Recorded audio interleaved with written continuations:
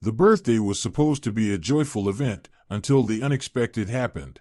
Her father, smiling, handed the birthday girl an envelope with the words, "Here, sweetheart, buy yourself something nice." But no sooner had the coveted 3,000 landed in her hands than her husband, with a lightning-fast motion, snatched the gift and headed toward his mother. No one expected such a turn of events, and even fewer anticipated the father's reaction, whose laughter and subsequent words plunged everyone into deep shock. In a small two-room apartment on the outskirts of the city, Gloria was spending her only day off, bent over the table. Before her lay a thick notebook, filled with neat columns of numbers and attached receipts. She rubbed her tired eyes, then finished calculating the month's total and smiled. Another 1,500 added to her dream fund. Rising from her chair, she went to the cupboard and took down a dusty box from the top shelf, an old boot box. Inside were envelopes carefully tied with rubber bands, labeled October 2024, November 2024, and so on. After counting the new sum carefully, she placed it into a fresh envelope, labeled it March 2025, and tucked it in with the others. "Already 93,000, whispered Gloria, running her fingers along the frayed edge of the box. "A little more, and it'll be 1,000,000.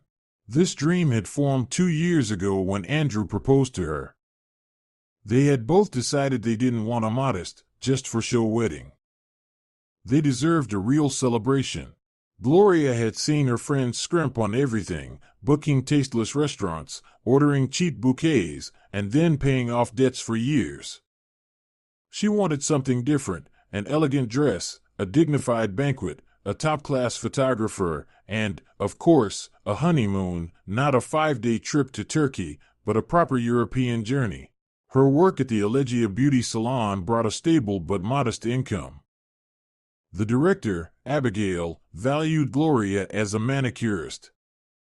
Yet her salary remained modest, so for a year and a half, Gloria had been working without days off, weekdays at the salon, evenings and Sundays at home.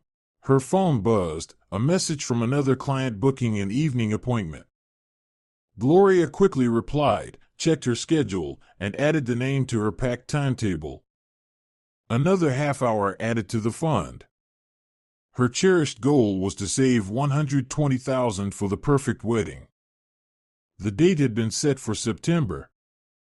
Only 6 months remained.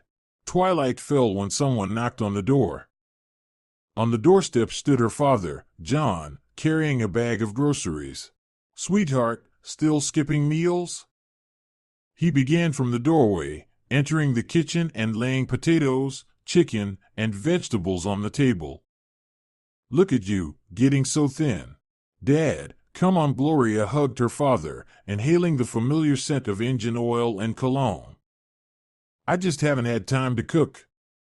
2 clients canceled today, so at least I got a free day." John frowned, studying his daughter's pale face. She looked exhausted, dark circles under her eyes, chapped lips, thin wrists. For him, a mechanic with 30 years of experience at the motor depot, hard work was nothing new, but seeing his only treasure wear herself down was unbearable. "Sit down. I'll fry you some potatoes, just the way you like, with onions," he said, rolling up his sleeves. "Dad, I can do it myself." "Sit already, nail master." John waved him off. "Your hands are worth more than mine." While her father fussed at the stove, Gloria talked about her work, her clients, and wedding plans. John listened, nodded, but every now and then shot his daughter a worried glance. She was 28, but looked 35 from this endless money chase. After his wife Rachel died of a fast-moving cancer when Gloria was just 9, he had raised his daughter alone. How many nights had he stayed awake, worrying he couldn't provide everything she needed, denying himself anything so Gloria would never lack for anything. Now she had grown up, become independent, yet remained as stubborn as he was. "And Andrew? Isn't he helping with the preparations?" John asked casually, placing golden brown potatoes on her plate. Gloria sighed. "He has a tough job too, Dad." You know how construction is these days, delays, headaches. Besides, he already pays most of the rent. John pursed his lips but remained silent. Andrew Baker, his daughter's fiancé, was not an easy man. He worked as a sales manager at the construction company New Home. A well-off man with a good salary, but something about him made the old mechanic uneasy. Perhaps it was his overconfidence? Maybe the way he spoke down to others? Or the habit of correcting everyone around him? You see, even though your birthday's in a week, he hasn't offered to help with the celebration, John couldn't help but add. We decided to celebrate quietly at home, Gloria shrugged. Why spend money when every cent counts? John looked at his daughter with a mix of pride and sadness so intense it made her heart ache. 29 years, Gloria. It happens only once. There should be a celebration. It will be, Dad, she smiled. But the main celebration is the wedding. Late in the evening, after her father had left, Andrew returned to the apartment. A tall man with chestnut hair and dapper little mustaches, he entered on the move, shedding his expensive coat. Your dad was here again? He asked, sniffing the air. Smells like fried potatoes all over the apartment. Yes, Dad stopped by, Gloria nodded, helping him take off his coat. They had dinner together. Andrew grimaced but said nothing. He went to the bathroom, splashed around for a long time, then emerged in a bathrobe and sat down at his laptop. How's work? Gloria asked cautiously, sitting beside him. Fine, he snapped without looking away from the screen. The director is nitpicking again, demanding that I go to the sites personally, as if I don't have subordinates. Gloria nodded, watching his fingers move sharply over the keyboard. Their relationship had begun differently, full of romance, attention, long late-night talks. When he proposed 2 years ago, kneeling in the middle of a restaurant, she had believed they could overcome any hardship together. Your mom called today, Gloria said, remembering the conversation with her future mother-in-law. Andrew immediately looked up. What did she want? She reminded us about Sunday lunch and asked what we decided about my birthday. Chloe, Andrew's mother, was a commanding and energetic woman. After her husband's death, she devoted herself entirely to her only son, caring for him even now, at 33. Everything concerning Andrew had to pass through her approval, including the choice of a fiancé. And my birthday? Andrew frowned. We agreed, no spending. We'll stay home, order pizza. I'm not insisting, Gloria said quickly. It's just that your mom suggested celebrating at her place, making something special. Andrew leaned back in his chair. Not a bad idea. At least we'll eat properly, not just fried potatoes. Mom will be happy, and we'll save money too. Gloria felt a wave of protest rise within her. Her birthday, yet others were deciding. But aloud, she only said, All right, let's go to Chloe's. The evening before the birthday, John spent a long time over his savings book. His pension was modest, but he had always been good at saving. Sometimes, he even took extra work at the motor depot, helping with repairs. Over the past year, he had managed to set aside a decent sum. The decision came unexpectedly. Gloria deserved a real gift, something meaningful. In the morning, he went to the bank and withdrew $3,000, a huge amount by his standards. But hadn't he been saving all these years for his daughter? While waiting in line at the counter, he struck up a conversation with an elderly woman, a former teacher, and told her about Gloria, the wedding, and the future son-in-law.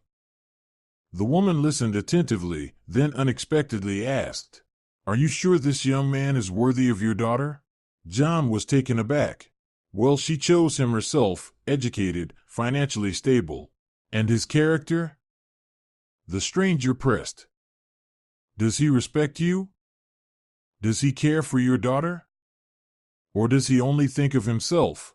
Her question struck something deep inside him.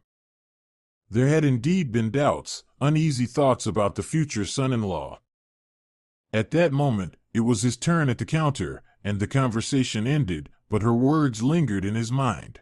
Leaving the bank with an envelope full of crisp new bills, John stopped at a kiosk and bought a newspaper. He came across an article about fraudsters and counterfeit money, and then it struck him. That evening, he sat over a clean sheet of album paper, cutting out rectangles the size of banknotes. He carefully wrote the denominations and drew watermarks. They didn't look perfect, but from a distance. On Gloria's birthday morning, John put real money in the inner pocket of his jacket and the envelope with the fakes in the outer pocket. A little test for the future son-in-law. Forgive me, Gloria, he thought, heading to his daughter's home. But better a bitter truth today than a shattered life tomorrow. Gloria spent the morning of her 29th birthday doing what she loved, manicures. Her regular client, Catherine, had asked for an early appointment before the main celebrations, and Gloria couldn't refuse. $50 with tips, another brick in the foundation of her future wedding. I can't believe you're working on your own birthday. Catherine shook her head, admiring the fresh manicure with tiny rhinestones. My husband would never allow that. It's nothing, Gloria smiled, wiping down her tools. The main celebration is in the evening, at my future mother-in-law's. And what will Andrew give you? The client asked with curiosity. Gloria hesitated. That morning, her fiancé had left for work without mentioning a gift. Then again, they had agreed not to spend, so perhaps he was simply sticking to their arrangement. I think it will be a surprise, she replied diplomatically, escorting Catherine to the door. Alone, Gloria began preparing for the evening, a modest black dress, subtle makeup, minimal jewelry. She knew Chloe did not approve of extravagance. Her future mother-in-law disapproved of many things. Gloria, her profession, a manicurist isn't a real career, her habits, why read so much, you'll just ruin your eyes, even her figure, too thin, won't be able to have children. The phone rang as she was finishing her makeup. Gloria, happy birthday, dear, her father's voice sounded unusually warm. How's your mood? Thanks, Dad, I'm in a good mood, Gloria smiled, looking at her reflection in the mirror. I'm getting ready for the evening at Chloe's. I thought we'd sit together first, have some tea. I have a gift for you, her father said, a hint of disappointment in his voice. Sorry, Dad, Gloria felt a pang of guilt. Andrew arranged with his mom that we'd go straight to her. Maybe you could come too? Chloe is preparing a special dinner. There was a pause. John and Chloe, to put it mildly, did not get along. The mother-in-law considered him simple-minded and, at every meeting, demonstratively wrinkled her nose, as if a mechanic smelled bad. You know, I'd better stop by before that dinner, her father finally said. Just 15 minutes, no more. Of course, Dad, I'll be waiting. Exactly at 5, the doorbell rang. On the doorstep stood John in his best dark blue suit, slightly worn at the elbows but perfectly pressed. In his hands, he held a small bouquet of daisies and a box of chocolates. Sweetheart, he hugged Gloria tightly. Grow up big and strong, and stay healthy. Gloria laughed. Since childhood, her father had repeated this joking birthday phrase. Come in, Dad. Want some tea? No time for tea. He pulled an envelope from the inner pocket of his jacket. Here, take it. Buy yourself something beautiful. Gloria took the envelope, feeling its unusual weight. Dad, what is this? Open it, her father winked. Inside were bills, brand new $5,000 notes. Gloria quickly counted, $3,000. Dad, she gasped. This is too much. Nothing is too much, John said, looking away bashfully. I've been saving all my life for you. Maybe spend it on a wedding dress or some fancy shoes? Gloria pressed the envelope to her chest, feeling tears welling in her eyes. Thank you. I don't know what to say. At that moment, the door opened, and Andrew entered. Seeing his future father-in-law, he barely flinched but quickly forced a friendly smile onto his face. "John, what a pleasant surprise. We were just about to head to my mom's." "Hello, Andrew," John nodded. "I'm just here for a minute to congratulate my daughter." Andrew glanced at Gloria, noticing the envelope in her hands. "What's that?" "Dad gave me birthday money," Gloria smiled. "A whole 3,000. I can finally buy the dress I picked out for the wedding." Andrew's expression changed, the smile vanished, and his eyes suddenly shone with a strange light. "Let me see." He held out his hand. Gloria handed over the envelope, seeing nothing unusual. Andrew quickly counted the bills, whistling. "Not bad, not bad." He looked at John with renewed interest. "Didn't expect such generosity from you." "For my daughter, nothing is too much," the older man said calmly, watching the fiancée closely. Andrew folded the money back into the envelope, but instead of returning it to Gloria, he slipped it into the inner pocket of his jacket. "Excellent. This comes at just the right time. You know, Gloria, my mom really needs money for surgery. She has knee problems. The doctor said it needs to be done urgently, or it could develop into arthritis." Gloria froze, unable to believe her ears. "But that's my gift from Dad. So what?" Andrew shrugged. "We're family, and in a family, everything is shared. I know better where the money should go. You two are still young, you'll have time to earn more. Right, John?" There was something condescending, almost mocking, in his voice. Gloria nervously shifted her gaze from her fiancé to her father and back. "Andrew, but Dad wanted me to buy myself." "Gloria," Andrew interrupted, steel creeping into his voice, "let's not make a scene. Mom needs surgery. You don't want your future mother-in-law to suffer in pain, do you? Besides, you're already saving for the wedding. You've almost got $1 million. Why do you need more money?" Gloria went pale. She had never told Andrew the exact amount of her savings. So he had been going through her things and found the box with the envelopes. "You went through my savings?" she asked quietly. "What's wrong with that?" Andrew shrugged. "We're going to get married. We shouldn't have secrets from each other." John watched the scene silently, but the muscles in his jaw twitched. Finally, he cleared his throat. "Andrew, this is a gift from your daughter. It's up to her." With all due respect, John, Andrew spoke with exaggerated politeness, though every word dripped with disdain. "This is now a family matter. Gloria will soon be my wife, and we decide how to manage finances." "But," Gloria tried to object. "We're not even married yet. So you don't consider us family?" Andrew snapped. "Or you don't want to help my mother, who, by the way, is making a celebratory dinner for you right now?" Gloria felt a lump rise in her throat. Her birthday was completely ruined. She looked to her father for support, but he suddenly relaxed and smiled. "You know, Gloria," he said calmly, "maybe Andrew is right. Family is the most important thing. Let him take the money." Andrew smirked triumphantly, patting the pocket with the envelope. "That's what I call manly, John. I knew you'd understand." Dad, Gloria looked at her father, confused. "It's okay, sweetie," John winked.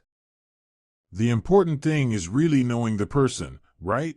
There was something strange in his words, but Gloria couldn't figure out what exactly. "All right, it's time to go." Andrew glanced at his watch. "Mom's waiting, and she doesn't like being kept waiting." "I'll come too," John said unexpectedly. "Since I was invited." Andrew frowned. "Actually, we weren't." "Dad, of course, come with us," Gloria quickly interjected. After such an unpleasant incident, she didn't want to be alone with her fiancé. The atmosphere in the car was tense. Andrew drove in silence, occasionally throwing disapproving glances at his father-in-law in the rearview mirror. Gloria sat with her head down, reflecting on what had happened. Was Andrew always like this? Or was it just a bad day? The more she thought, the more small details she remembered: how he controlled her time, criticized her work, insisted on having his way in every matter. Maybe she just hadn't noticed before. Chloe's apartment greeted them with the smell of roasted meat and the hostess's loud voice. Finally. I thought you wouldn't come. Andrew, help me with the salad. Chloe, a full-figured woman with dyed red hair and bright makeup, peeked out of the kitchen. Seeing John, she froze for a moment, then forced a smile. John, what a surprise. Andrew didn't say you'd be joining us. That's my fault, Gloria quickly said. I invited Dad. Well, Chloe pursed her lips. The more guests, the merrier. Come in, take off your coats. At the festive table, set with salads, cold cuts, and bottles of wine, a few more guests had gathered: Chloe's neighbor Maggie with her husband, Andrew's cousin Nancy, and his friend Edward with his wife Viola. Gloria knew them all but couldn't call them close. Her own friends weren't at the celebration. Andrew insisted that family was more important. Well, to the birthday girl, Edward proclaimed, raising his glass. To Gloria, may all her dreams come true. Everyone clinked glasses. Gloria forced a smile, feeling like a stranger at her own birthday. And what did you give the bride, Andrew? Nancy asked, winking at her brother. It's a surprise, Andrew replied evasively, glancing at John. But John has already given a gift, Gloria suddenly said, not even sure why she was speaking up. A whole $3,000. An awkward silence fell over the table. And where is it? Chloe asked with feigned curiosity. With Andrew, Gloria said, staring at her fiancé. He decided that the money should go toward your knee surgery. Chloe raised her eyebrows in surprise. What surgery? What do you mean, what surgery? Gloria faltered. Andrew said you urgently need knee surgery, or it could develop into arthritis. Chloe looked at her son, bewildered. Andrew, what is she talking about? My knees are fine. The room became so quiet that the ticking of the wall clock could be heard. Andrew blushed, then went pale, then quickly tried to compose himself. Mom, why are you doing this? We agreed not to tell Gloria so she wouldn't worry. What agreement? Chloe narrowed her eyes. Chloe looked genuinely confused. Andrew, what nonsense is this? John cleared his throat. Interesting turn of events, indeed. Andrew jumped up, knocking over a glass of wine. Enough! He shouted. Stop humiliating me. I just wanted to help Mom. Is that a crime? Andrew, Chloe said quietly. I'm perfectly healthy. There's no need to make things up. Then why the money? John asked, looking directly at his future son-in-law. Andrew hesitated but then straightened up. Fine, if you want to know, I was going to buy a new phone. Mine is outdated, and clients notice these things. It's an investment in my career, you understand? Gloria felt something snap inside. So Andrew had just taken her gift for himself and lied about his mother's surgery. Give me the envelope, she said quietly but firmly. What? Andrew laughed nervously. Gloria, don't make a scene. We'll discuss this at home later. Give me the envelope right now, Gloria repeated, standing up from the table. It's my gift from Dad. Andrew flushed with anger. I'm not going to do this in front of everyone, he ground out through his teeth. You're putting me in an awkward position. You put yourself there, John intervened. Give your daughter her money back, and that's the end of it. You don't tell me what to do, Andrew snapped. I'm the head of the family. I decide how to handle finances. Head of what family? Gloria asked quietly. We're not even married, but we will be soon. Andrew raised his voice. And if you don't trust me with small things like $3,000, what marriage are we even talking about? That's exactly what I'm thinking, Gloria said, feeling a chill run down her spine. What marriage can there be if you lie to me? Chloe stood up from her seat. Andrew, stop this immediately. You're shaming our family. Give the girl her money, or are you against me? Andrew looked at his mother with outrage, as if she had betrayed him. Fine. Everything's against me. Here's your money. He snatched the envelope from his inner pocket and threw it onto the table, spilling sauce from the salad bowl. Gloria silently picked up the envelope, wiped it with a napkin, and put it in her purse. I think I'll go, she said quietly. Thank you for the celebration. Gloria, stay, Chloe pleaded, shooting angry glances at her son.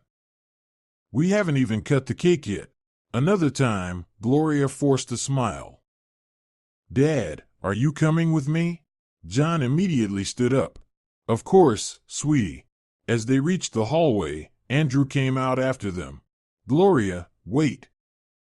His voice sounded less confident now. Let's talk. I got carried away. Not now, Andrew.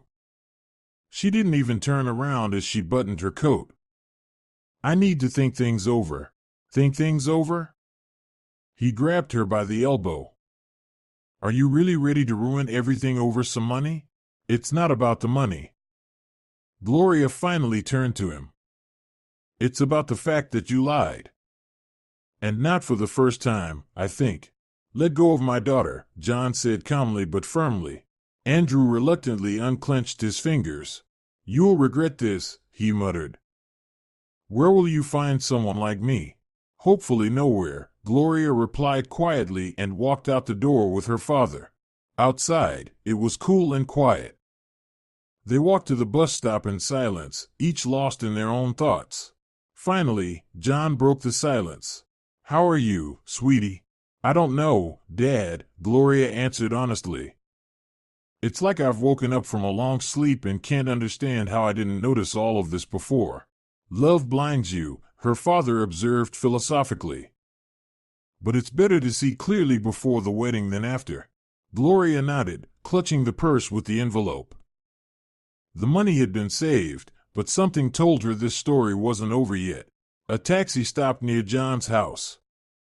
He insisted that Gloria stay the night with him. Returning to the apartment she shared with Andrew would be too difficult.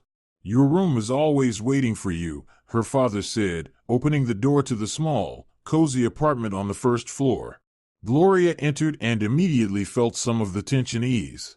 Everything here had remained unchanged since her childhood: the worn sofa with crocheted pillows, the old cabinet with the collection of porcelain figurines her mother had collected, and photographs on the walls. Her little room had also stayed the same: narrow bed, desk, and bookshelves. Tea? John asked, taking off his jacket. Yes, Dad, thank you. Gloria sank onto the sofa, still clutching the purse with the envelope. While her father fussed in the kitchen, she pulled out her phone. 20 missed calls from Andrew and a dozen messages. She didn't read them, just silenced the phone. Here, with lemon, just the way you like it, John set 2 cups and a plate of cookies on the coffee table. And sorry for the ruined birthday. What are you apologizing for? Gloria smiled sadly. You gave me a wonderful gift. Speaking of the gift, her father suddenly smirked in a strange way. Did you really look closely at what was in the envelope? Gloria frowned. What was I supposed to see? Instead of answering, John nodded toward her purse. Take out the envelope, sweetie. Gloria opened her bag, took out the slightly crumpled envelope, and opened it. Inside were the bills, the same ones she had glimpsed earlier that day. But now, in the bright light of the lamp, she noticed something strange. Wait a minute, she pulled out a 5,000 bill and held it up to the light. What is this? The bill looked unusual, the colors were slightly blurred, the paper seemed thinner than it should be, and the watermark looked more like a pencil sketch. Dad, this, she faltered, examining the rest of the bills. They were all the same, skillfully made, but obviously fake. John suddenly burst out laughing, wiping away the tears that had sprung to his eyes. You should see your face right now. This is counterfeit money. Gloria stared at the bills in stunned disbelief. But why? I don't understand. I actually went to the bank on purpose, her father said, still laughing, and asked for old-style bills, the ones that are no longer valid. I thought I'd give them to my granddaughters to play dolls with. Wait, Gloria was starting to understand. You planned all this? You knew Andrew would try to take the money? John stopped laughing and looked at his daughter seriously. No, daughter, I didn't know for sure. I hoped I was wrong about him, but I had to check, you see? Too much of his behavior had set off alarms for me. Gloria leaned back on the couch, trying to process what had happened. So, all of this was a test. You could put it that way, John nodded. You know, when a man takes money from a woman, it's always a warning sign. And if he lies on top of that? I wanted you to see his true colors before it was too late. But if this money is fake, then Gloria suddenly froze, struck by a new thought. Wait, do you actually have the real money? Or was this a prank from the very start? In response, John pulled a second envelope from the inner pocket of his housecoat. Here's your real gift, daughter. 3,000, just as I promised. Gloria took the envelope, opened it, and saw crisp, genuine bills. She looked up at her father. You're a genius, Dad, a cunning genius. Just a cautious father, he shrugged. I had a feeling something was off with this guy. Too many pretty words and too few real actions. Gloria set the money aside and hugged her father. Thank you. I don't know what I'd do without you. You'd marry a scoundrel, John grumbled, hugging her back, and suffer for the rest of your life. They finished their tea, and Gloria went to her room. Lying on the narrow bed of her childhood, she tried to sort out her feelings. Of course, she was upset and disappointed, but oddly, relief predominated in her heart, as if a heavy burden had been lifted from her shoulders. Only now did she realize how much anxiety had been building inside her, how many red flags she had ignored, excusing Andrew's behavior as fatigue or stress. In the morning, she was awakened by a knock at the door. The clock read 8 a.m. Gloria heard her father go to the door, open it, and then loud voices followed. Where is she?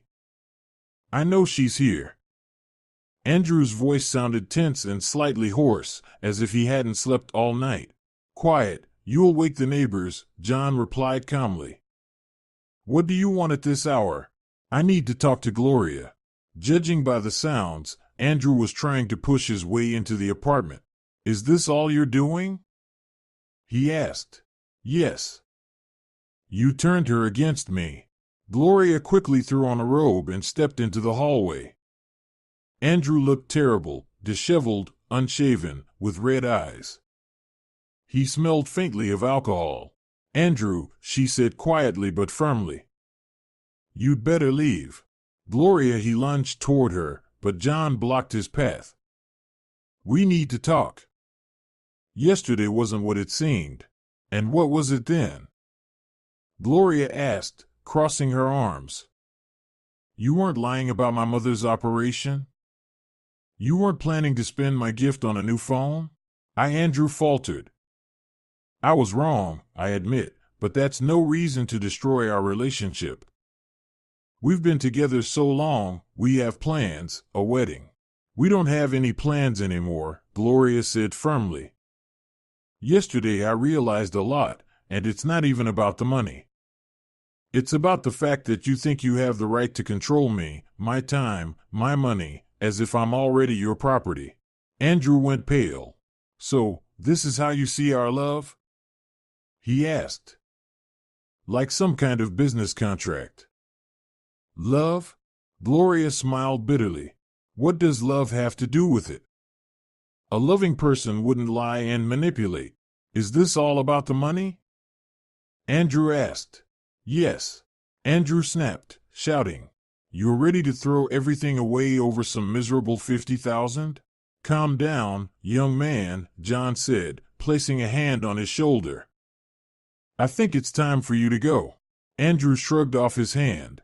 Get your paws off me, old man. This is between me and Gloria. Don't you dare speak to my father that way. Gloria stepped forward. Leave immediately. Or should I call the police? The police? Andrew laughed nervously. For what? For coming to talk to my fiancée? For disturbing the peace and insults, John said calmly, pulling out his phone. We have cameras all over the building, so your behavior is recorded. Andrew hesitated, shifting his gaze between her father and daughter. Fine, I'll go. But this isn't over, Gloria.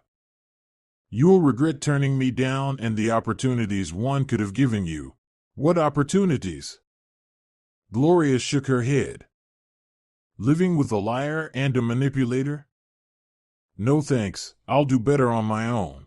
Andrew stared at her for a few more seconds, then spun sharply and stomped toward the stairs. John closed the door and turned to his daughter. Well, how are you holding up? Fine, Gloria said, suddenly feeling an unusual lightness. You know, I actually feel better than I expected, like a heavy burden has been lifted. That's the right feeling, her father nodded. Let's go have breakfast. I make excellent pancakes. While they ate, Gloria's phone kept buzzing with calls and messages. Finally, she couldn't resist and answered. Gloria, is this Chloe? The voice of her future mother-in-law sounded unusually gentle. How are you, dear? Thank you, I'm well, Gloria replied reservedly. Did something happen? I wanted to apologize for yesterday, the woman said, for Andrew's behavior. He hasn't always been like this, you know. Lately, work's been stressful. Chloe, Gloria interrupted, let's not. I've made my decision. Andrew and I are breaking up. A heavy pause fell on the other end of the line. Don't jump to conclusions, girl, Chloe finally said, her familiar steel edge creeping into her voice. Andrew is a good boy, he just got carried away. You won't find anyone better, believe me. Maybe, Gloria agreed, but I'll definitely find someone more honest and decent. You'll regret this, Chloe's tone turned openly cold. Think it's easy to find a husband at your age? Gloria asked coldly. With your little manicurist profession, Andrew could have provided a future for you. Goodbye, Chloe. Gloria hung up, feeling her cheeks burn with humiliation and anger. What did she want? John asked. First she apologizes, then threatens that I won't find anyone better. Gloria shook her head. Now it was clear where Andrew got his complicated nature. They spent the whole day together, watching old movies, sorting through photo albums, simply talking. For the first time in a long while, Gloria felt truly free and safe. She didn't need to pretend, hold back her emotions, or justify every desire. In the evening, they decided to take a walk in the park. It was a warm spring evening, lilacs were blooming, and people strolled leisurely along the paths. What will you do next? John asked when they sat on a bench by the pond. I need to go back to my apartment and collect my things. Then, probably, I'll stay with you until I find my own place. And what about the wedding? The money you were saving?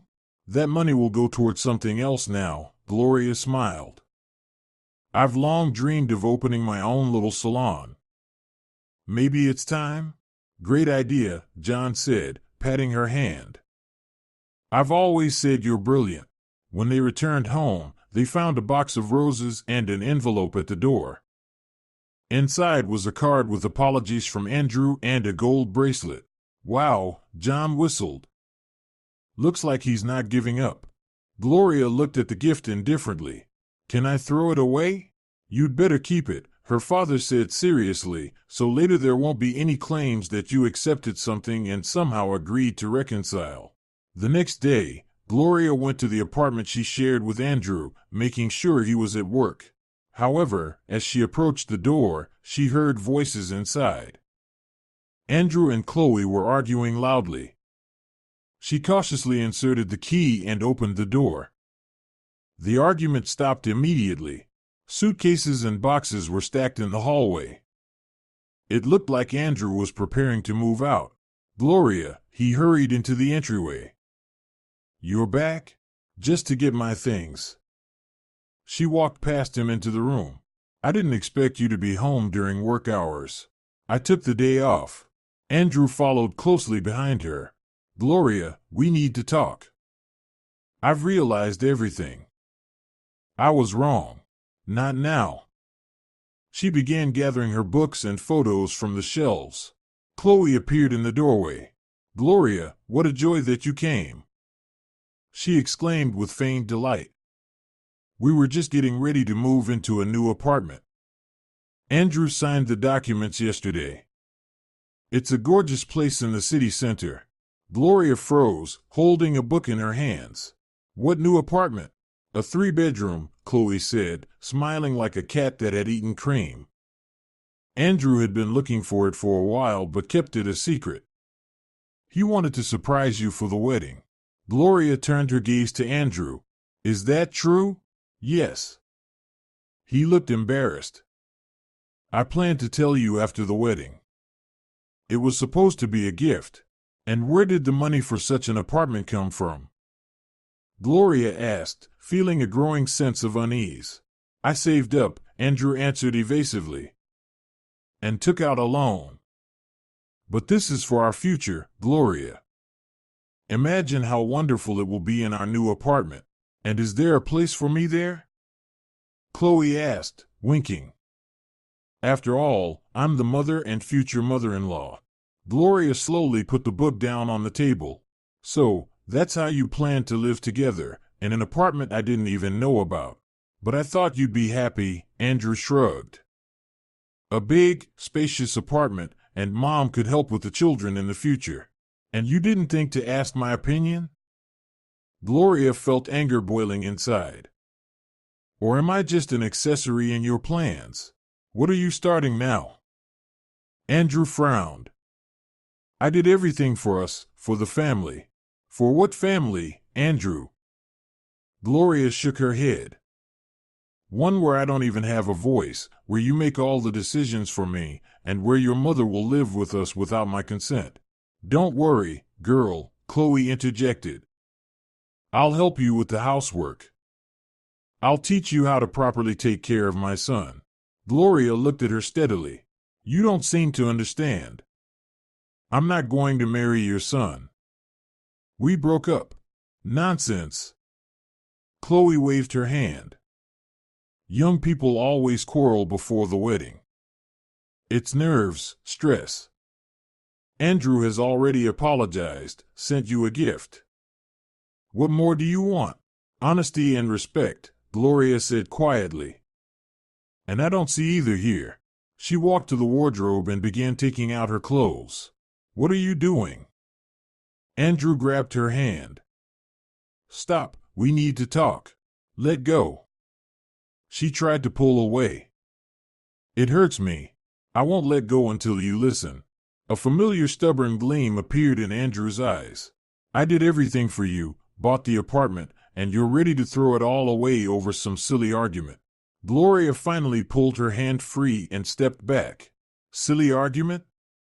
You stole my gift, lied to me, humiliated my father. And now it turns out you were planning our life behind my back without even asking what I wanted. And what do you want?" he asked.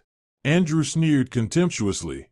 "To live in a 1-bedroom on the outskirts and do manicures until old age. I'm offering you a future. Opportunities. The opportunity to be your property." Gloria shook her head. "No, thanks." She turned to Chloe. "And thank you too for the lesson. Now I know exactly what kind of men to avoid." "Don't get smart," Chloe snapped. "My son is the perfect catch. You know how many women are after him. So it's just fine." Gloria packed the essentials into her bag. "I wish him happiness with one of them, and I'm leaving. Wait. Andrew's voice suddenly changed, almost pleading. Gloria, I love you. Really, I'll fix everything. It will be different. For a moment, she hesitated, but then she remembered his face when he snatched the envelope of money, his lies about his mother's operation, his shouting at her father. Goodbye, Andrew, she said, heading for the door. I'll send for the rest of my things later. You'll regret this. He shouted after her. You'll come crawling back. Gloria didn't look back. Leaving the apartment, she felt tears stream down her cheeks, not from grief, but from relief. 2 years of a relationship had ended, and it hurt, but inside she knew she had made the only right decision. When she returned to her father, she found her gift envelope, the one with the real money, on the table. Here, John said. This is your start to a new life. Use it wisely. Thank you, Dad, Gloria hugged him. You know, I really think I'll open my salon. Small, cozy, to start with. And what about the wedding savings? Her father asked. Gloria thought for a moment, then laughed. You know, they'll still come in handy for a wedding. Just not now. And not with Andrew. That's the right attitude, John nodded. For now, let's celebrate your birthday properly, without any drama. That evening they ordered a huge pizza, opened a bottle of good wine, and watched old comedies. For the first time in a long while, Gloria felt truly happy and free. In the following days, she learned from mutual acquaintances that Andrew had indeed bought the new apartment on a loan, planning to partially pay it off with the money from selling her one-bedroom, of course, never bothering to inform her. Now he was left with a huge debt and his mother, who naturally had moved in to help him. Chloe called Gloria several times, first threatening, then begging her not to leave her son, but Gloria remained resolute. After a week, the calls stopped, and a month later Gloria found a small space on the ground floor of a residential building, perfect for a small beauty salon. After renting it, she began renovations. In the evenings, she and her father painted the walls, assembled furniture, and planned the layout of the equipment. You know, John said one day, helping screw in a shelf, soon your salon will be a truly cozy place. I'm proud of you, daughter. Not everyone can recover so quickly after a blow. That wasn't a blow, Dad, Gloria smiled, handing him a screwdriver. It was a wake-up call. And I'm grateful for it. If it weren't for your envelope of fake money, who knows where I'd be now? Probably in a 3-bedroom apartment with a tyrant husband and a commanding mother-in-law, her father chuckled. Exactly. Gloria shuddered at the thought. Sometimes fake money can save you from fake love, and she was absolutely right.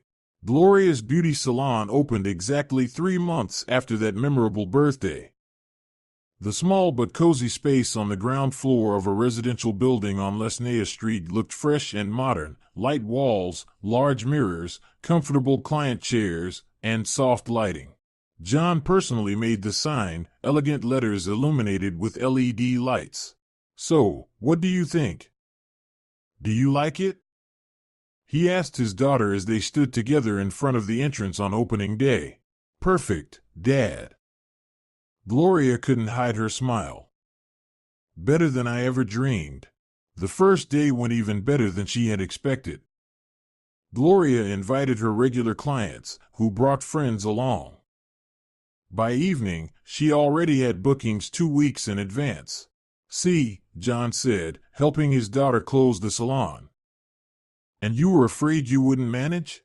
It's too early to celebrate, Gloria replied, though her eyes shone. We need to stay afloat for at least 6 months.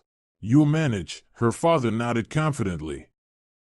You have golden hands and a sharp mind. Life gradually settled into a rhythm. Gloria hired 2 more specialists, Viola, a hair expert, and Paula, a cosmetologist. Together, they created an atmosphere that kept clients coming back again and again. The small salon quickly became popular in the neighborhood. Gloria tried not to think about Andrew, though news about him still reached her through mutual acquaintances. They said he had been promoted at work, but his financial situation remained difficult because of the mortgage. Chloe had fully moved in with her son and taken control, hosting dinner parties and trying to introduce Andrew to suitable women. One day, 4 months after the breakup, Gloria ran into him at the supermarket. He looked tired and somewhat defeated. Seeing Gloria, Andrew froze for a moment, then walked resolutely toward her. "Hi," he said, trying to smile. "How are you?" "I'm good, thank you." Gloria was polite but cold. "And you?" "Fine," he shrugged. "I heard you opened your salon." "Congratulations." "Thank you." An awkward silence followed. "Gloria," Andrew began, but she gently interrupted. "No need, Andrew. It's all in the past. I just wanted to say I was wrong," he said, looking her straight in the eyes. "And I miss you." Gloria looked at her ex-fiancé carefully. Once, these words would have made her heart race. Now she felt only a light sadness, as if saying goodbye to something long dead. "I wish you happiness," she said sincerely. "But our paths have diverged." A familiar note of irritation crept into his voice over a trivial mistake. "No," Gloria shook her head. "Because we are completely different people with different values." Andrew wanted to argue, but at that moment Chloe appeared in the aisle with a loaded shopping cart. "Andrew, I found your favorite sausages on sale." She stopped when she saw Gloria. "Oh, hello." "Hello, Chloe," Gloria said politely, nodding. "How are you?" Her mother-in-law scanned her from head to toe. "You've lost weight, looking pale." "Is it hard being on your own?" "Not at all," Gloria smiled. "Everything's wonderful. My own business, friends, and my father nearby." Well, Chloe pursed her lips. "Andrew got a promotion. Now he's deputy sales director. The apartment is furnished, renovations done. I'm very happy for you," Gloria said sincerely. "Well, I must go." "All the best." Chloe turned and walked to the registers, feeling the eyes of both mother and son on her. Strangely, the encounter gave her a final sense of freedom. As if the last thread tying her to the past had finally snapped. Time passed, the salon thrived, and after 6 months, Gloria could afford to rent a small but cozy apartment near her workplace. She often visited her father, and on weekends they would go to the park or the cinema together. One day, a man around 35, tall, with kind eyes and a pleasant smile, entered the salon. "Hello. I need a gift certificate for my sister," he said, smiling shyly. "She's wanted to come here for a long time." "Of course," Gloria smiled, pulling out the certificates. "For what amount would you like it?" "To be honest, I'm not really sure," he scratched the back of his head. "Maybe you could suggest something, say, for $500? Gloria explained the various procedures and options. The man listened carefully, asked questions, and when she finished, he said, "I like your approach. You really care about your clients." "Thank you." Gloria felt her cheeks flush slightly. "That's our main principle. By the way, my name is Roger." He extended his hand. "Roger Pierce." "Gloria," she shook his hand, noting the firm but not overly strong grip. "I know," he smiled. The sign gave it away. They both laughed. "So, what do you do, Roger?" Gloria asked while filling out the certificate. "I'm an architect," he replied. "I work at the Line Design Bureau. Maybe you've heard of us?" "Of course." Gloria was slightly surprised. "You designed the new park in the center, right?" "Yes, that was our project." He nodded, clearly pleased that she knew about his firm. When the certificate was ready and paid for, Roger hesitated at the front desk. "You know, I was thinking maybe we could have a coffee sometime, just like that, no obligations." Gloria paused for a moment. After breaking up with Andrew, she hadn't thought about new relationships, fully immersing herself in work. But there was something about this man that inspired trust. Maybe it was his open gaze or calm confidence. Why not? She finally replied, "I finish at 7. Perfect." His face lit up. "Then I'll pick you up." That evening they talked in a small cafe for almost 3 hours. Roger turned out to be an engaging conversationalist, smart, attentive, with a good sense of humor. He shared that he had divorced 3 years ago and was raising his daughter Betty, who was now 8. Gloria, in turn, shared the story of her salon but wisely left out the details of her breakup with Andrew. "You know," Roger said as they left the cafe, "I haven't had such a pleasant evening in a long time." "Me neither," Gloria admitted. "Can I walk you home?" "Of course." On the way, they continued talking about everything under the sun: books, movies, travel. At the entrance to Gloria's building, Roger stopped. "Thank you for this evening. Can I call you tomorrow?" "I'll be waiting," Gloria smiled. He didn't try to kiss or hug her, just shook her hand goodbye. And in that gesture, there was more respect than in all of Andrew's flowery compliments. Back at home, Gloria called her father. "Dad, you won't believe it," she began excitedly. "I met a wonderful person. Tell me about it." John's voice carried both curiosity and caution. Gloria recounted the meeting and the evening with Roger in detail. Her father listened carefully, occasionally asking questions. "Sounds nice," he finally said. "But don't rush, daughter. Take a good look at him first." "Of course, Dad." Gloria smiled. After the Andrew story, she had no intention of diving in headfirst. "I'll be careful." Her relationship with Roger developed gradually and naturally. He never pressured, demanded, or tried to control her. A month later, Gloria met his daughter Betty, a sweet girl with braids and a serious expression. Another month passed, and Roger came to John's for Sunday lunch. The two men immediately found common ground, discovering a shared passion for fishing. "Nice guy," her father said that evening after the guests left. "A real man, unlike that former one of yours." Gloria hugged her father. "Thank you, Dad. Your opinion means a lot to me." John suddenly became serious. "Your mother would have been very proud of you. You've grown into such a strong and smart woman." Gloria felt a lump rise in her throat. "I often think about what she was like. It's a shame I remember so little about her." "She was a lot like you," her father said quietly. "Just as determined and kind, and she would never have let you tie your life to someone who doesn't truly value you." They fell silent, remembering the woman who had left their lives far too soon. "And that envelope with the counterfeit bills?" Gloria suddenly asked. "You kept it?" "Of course," John smiled. "It's in my desk drawer, as a reminder." "A reminder of what?" "That sometimes you need to test people before trusting them with what's most precious, in this case, my daughter." Gloria laughed and hugged her father tightly. 6 months into their relationship, Roger proposed to Gloria. It happened in their favorite cafe, where they had first struck up a conversation. Without grand gestures or pomp, just a sincere declaration of love and a small velvet box with a ring. "I know you've had a difficult experience," he said, looking into her eyes. "I'm not rushing you. I just want you to know, I love you and I want to spend my life with you." Gloria looked at the ring, simple, elegant, with a small diamond, exactly the kind she had always wanted.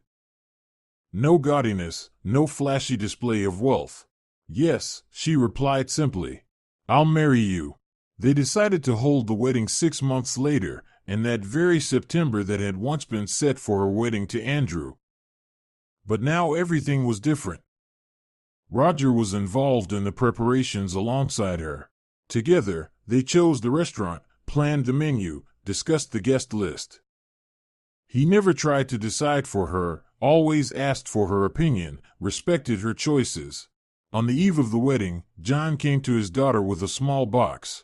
"Here, I wanted to give you this before tomorrow," he said, handing her the box. "Open it." Inside was the very envelope with the counterfeit money that had once changed her life. Next to it was a photo of her mother in a wedding dress and a small silver locket. "This is Mom's." Gloria carefully took the locket. "Yes," her father nodded. "She wanted you to wear it on your wedding day." "And the envelope?" "Well, that's our story now." Gloria hugged her father tightly, feeling tears well up in her eyes. The next day was a perfect September day, warm, sunny, with a light breeze. The wedding took place in a small restaurant with a terrace overlooking a park. Gloria chose a simple yet elegant dress, with flowers woven into her hairstyle. Around her neck shone her mother's locket. As she walked down the aisle arm in arm with her father, she saw Roger.